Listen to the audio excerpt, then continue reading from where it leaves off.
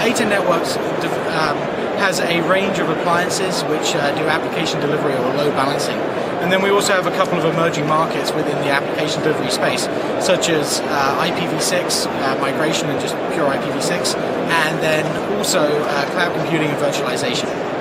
Do you work locally in the US, or you're a global company? We're global. The headquarters is in San Jose, and most of our business today is in the US, but we also have quite strong presences in Japan, China, and then Europe as well. We've got offices in multiple countries. What are the next generation technologies that you're introducing today? So with A10, we've taken a very strategic approach with two additional technologies which are really emerging markets. So that's the cloud computing and virtualization. We have 4 different solutions in that area. And then also with IPv6, there's various different IPv6 migration technologies so you can allow IPv4 and IPv6 to coexist, as well as doing a pure IPv6 network as well.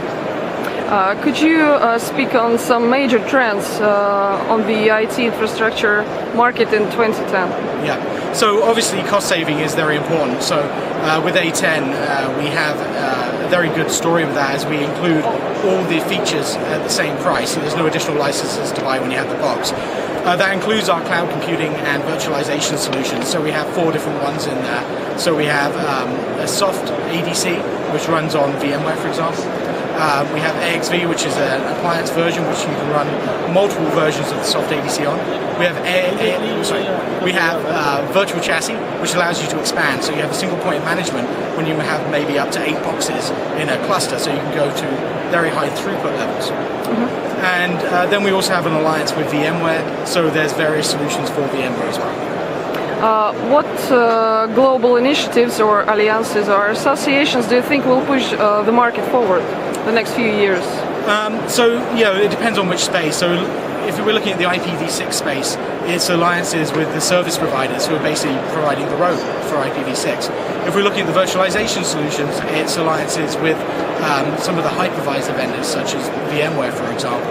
So it really just depends on the solution. There's different alliances both at the business level and at the service provider level as well.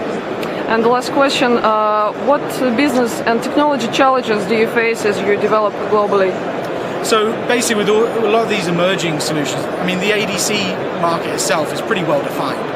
People know what it is, and you can take our box off the shelf, put it in your network and it will work.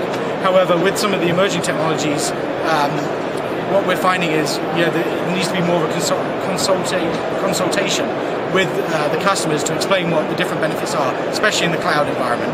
And with IPv6, it is dependent on the service providers for people to be able to connect to an IPv6 network and then have be able to coexist with IPv4.